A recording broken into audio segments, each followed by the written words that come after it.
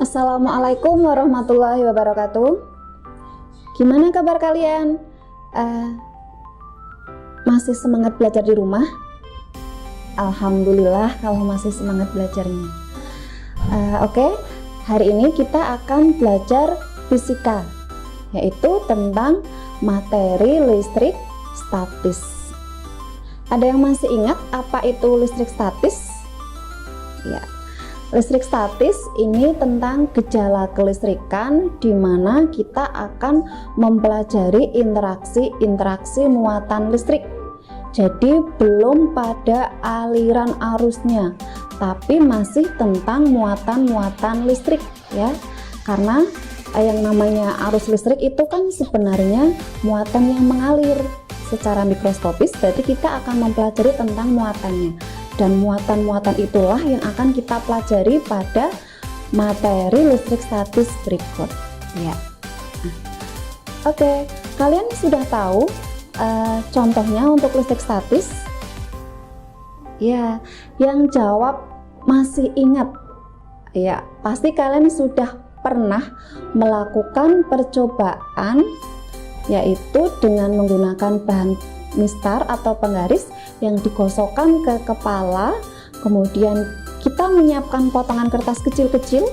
Nah, setelah itu setelah digosokkan ke kepala, penggaris tersebut kita dekatkan ke potongan kertas tadi, maka secara otomatis potongan kertas tersebut akan nempel di penggaris. Nah, itu kenapa bisa seperti itu? Ya, karena muatan elektron pada penggaris saat digosok-gosokkan ke kepala itu terlepas bagian.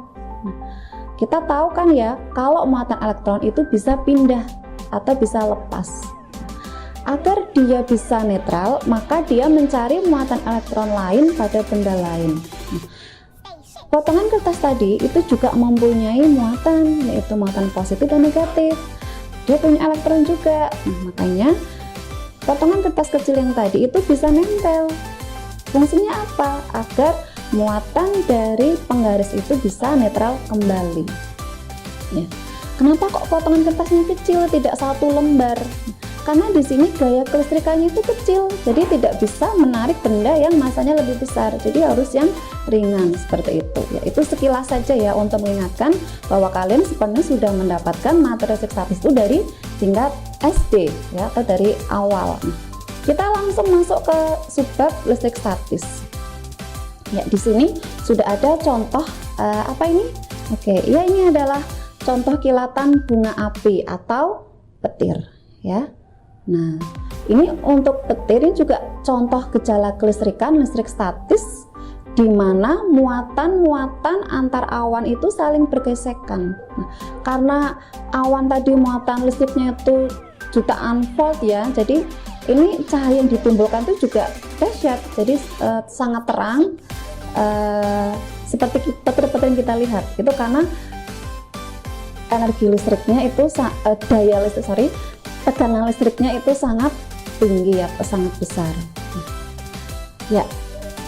Terjadinya listrik statis, contoh fenomena listrik statis yang pertama, batang karet keras, batang kaca atau penggaris plastik digosok dengan sepotong kain ya.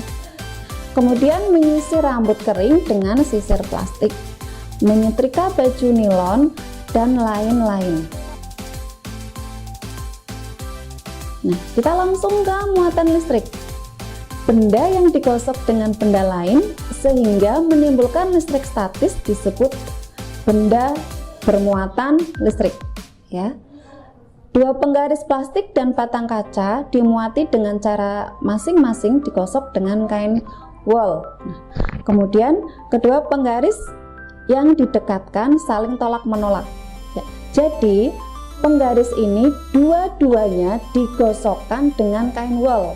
Ternyata setelah didekatkan keduanya saling tolak menolak. Nah, sekarang kita ganti. Kedua batang kaca yang didekatkan saling tolak menolak ya.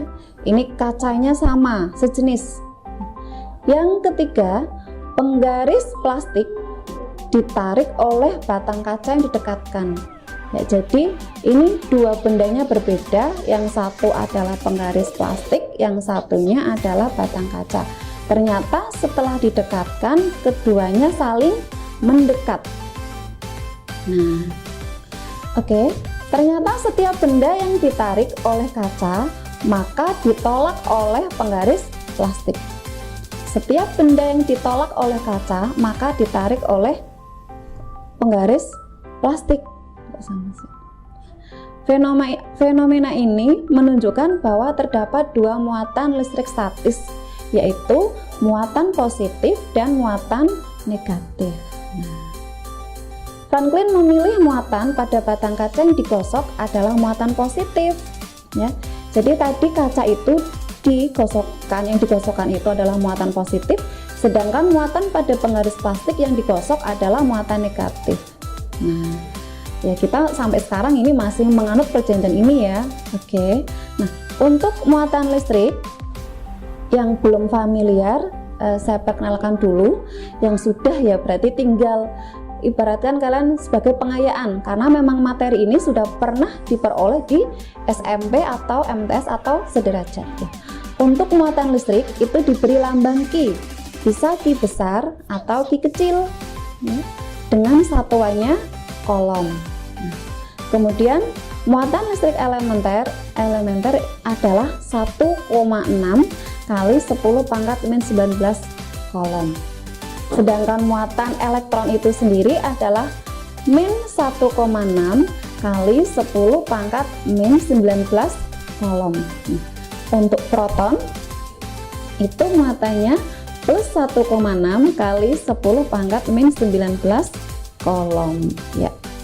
Ingat-ingat ya, ini biasanya kalau di soal itu kalian nggak usah khawatir, ini sudah dicantumkan ya, ada keterangan variabel tetapnya Ki elektron misalkan kayak gitu.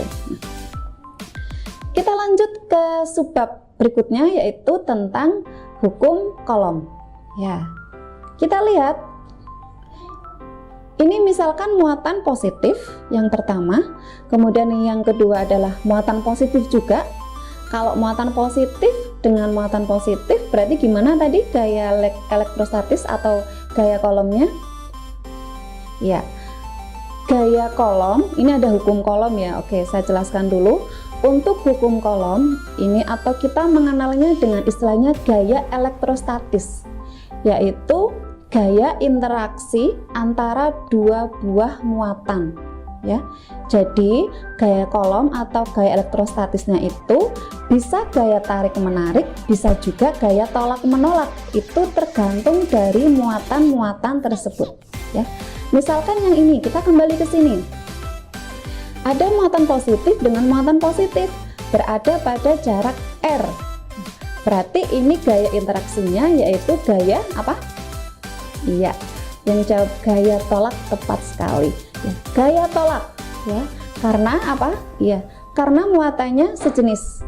Ini lihat kan anak panahnya, yang satu ke kanan, yang satunya ke kiri.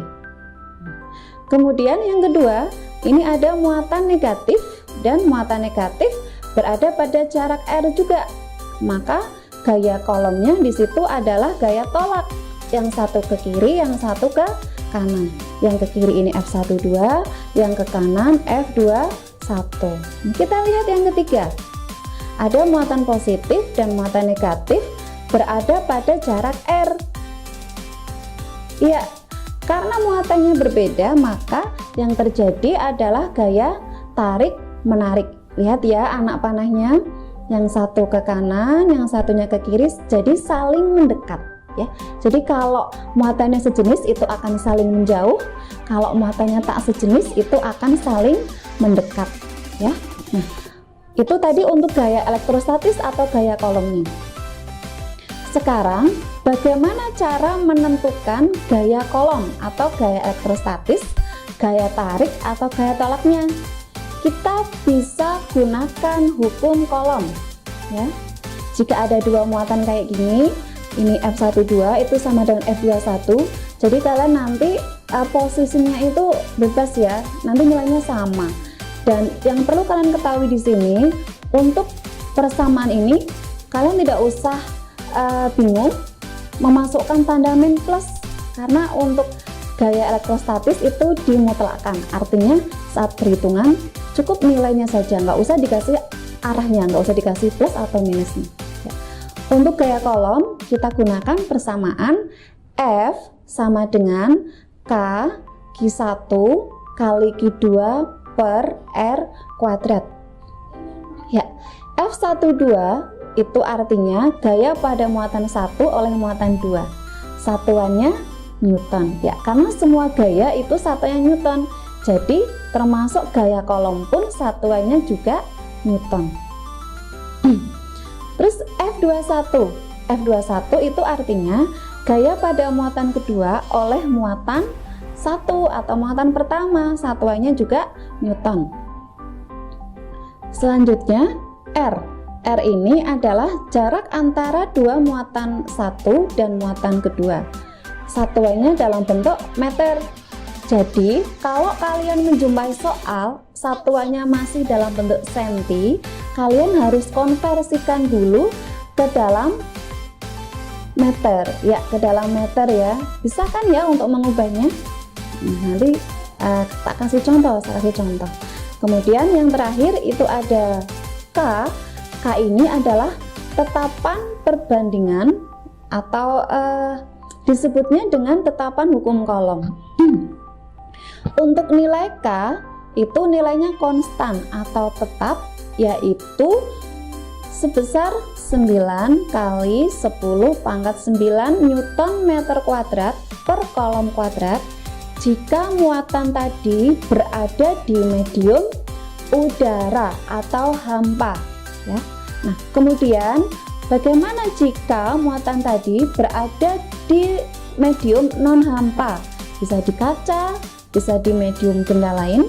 Nah, itu nanti akan ada yang namanya konstanta dielektrik ya. Jadi nilai K-nya itu berbeda lagi. Namun untuk yang K ini tetapan kolom itu masih utuh 9 kali 10 pangkat 9 Newton meter kuadrat per kolom kuadrat.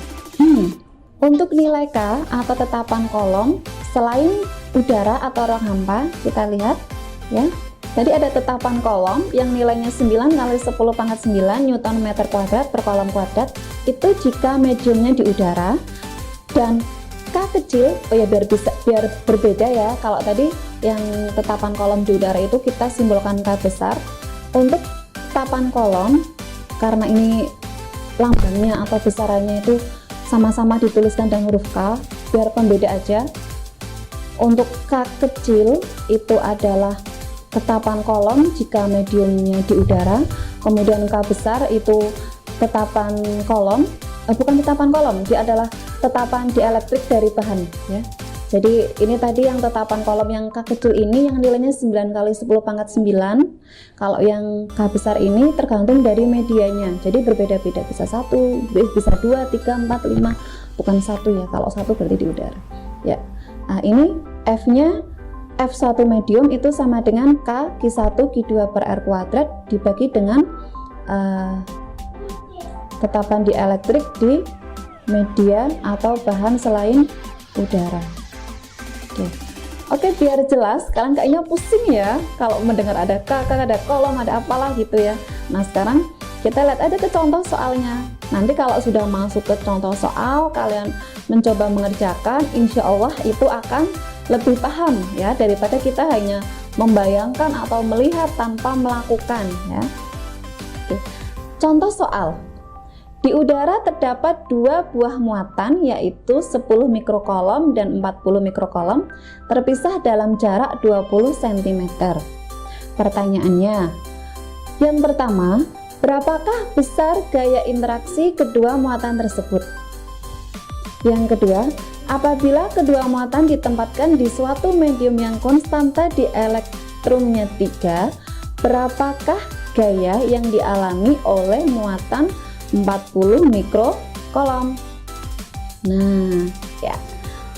Oke, di sini kita akan coba menjawab ya. Biasa ya kalau mengerjakan fisika itu harus ada diketahui ditanya jawab. Namun di sini saya tuliskan lebih simpel ya. Tapi kalau kalian misalkan mengerjakan soal ya dibiasakan aja, ada diketahui, ditanya dan jawab. Diketahui yang tadi ada Q1, anggaplah untuk yang 10 mikrokolom itu adalah Q1 ya. Jadi kita tuliskan Q1 sama dengan 10 mikrokolom. Nah, ini ada mikro ya, mikro. Sedangkan satuan dari muatan itu kan kolom ya. Jadi untuk yang mikrokolom kita konversikan dulu, kita ubah ke dalam kolom. 10 mikrokolom sama dengan 10 kali 10 pangkat min 6 ya, karena mikro itu adalah 10 pangkat min 6 kolom ya. Kemudian yang kedua 40 mikrokolom ya. Kembali yang tadi mikro diubah dulu menjadi 10 pangkat min 6, 40 kali 10 pangkat min 6. Atau kalian juga misalkan yang di sini mau ditulis 1 kali 10 pangkat min 5 boleh. Yang bawah Q2-nya 4 kali 10 pangkat min 5 juga boleh ya. Nah, ini saya tuliskan apa adanya biar kalian familiar bahwa mikro itu adalah 10 pangkat min 6. Kemudian R-nya itu 20 cm. Nah, ini juga kalian harus biasa konversi satuan ya, dari senti ke meter. Senti ke meter itu kan naik 2, berarti dibagi dengan 100. Untuk penulisan notasi itu tidak berupa pembagian, tapi berupa pangkat 10 kali 10 pangkat ya. Karena ini dibagi, berarti pangkatnya pangkat ya min. Karena 100 itu nolnya 2, berarti pangkat min 2. Oke. Ya, R-nya 20 cm atau 20 kali 10 pangkat min 2 meter. Nah, jangan lupa kalian masukkan yang pertama itu kan K di udara ya, berarti kalian gunakan K 9 kali 10 pangkat 9 Newton meter kuadrat per kolom kuadrat. Cukup K kecil ini aja ya. Kemudian nah kita lihat muatannya sama-sama positif, maka gaya yang terjadi adalah gaya tolak ya, saling menjauh. Ini F12, kemudian ini F21 ya. Besarnya gaya interaksi kedua muatan yaitu F12 itu sama dengan F21 ya. Kalian gunakan salah satu aja nggak masalah karena nilainya akan sama. Kita gunakan misalkan F12, berarti kita gunakan K Q1 kali Q2 per R kuadrat. Oke ya, 9 kali 10 pangkat 9 ini nilai dari K ya. Kemudian Q1 nya tadi 10 kali 10 pangkat min 6, Q2 nya 40 kali 10 pangkat min 6 dibagi 20 kali 10 pangkat min 2 dikuadratkan. Ingat ini dikuadratkan, jadi harus dikurung semua, jangan yang belakang aja ya, biar kalian tidak terkecoh. Kali ini depan dan belakang itu dua-duanya harus dikuadratkan. Cara penyelesaiannya gimana sih? Oke, kita lihat. Ini sebenarnya ini kok caranya nggak ada lanjutannya ya, nggak ada. Untuk lebih boleh pakai itu nggak sih? Aku pengen gatel tangannya, pengen nulis lagi ben cepet. Kata merasain nggak iki? Nggak kelihatan. Ini misalnya langsung bucuk-bucuk orang mudeng katanya. Oke, saya ulangi ya. Untuk menyelesaikan soal ini sebenarnya bisa kalian pakai kertas.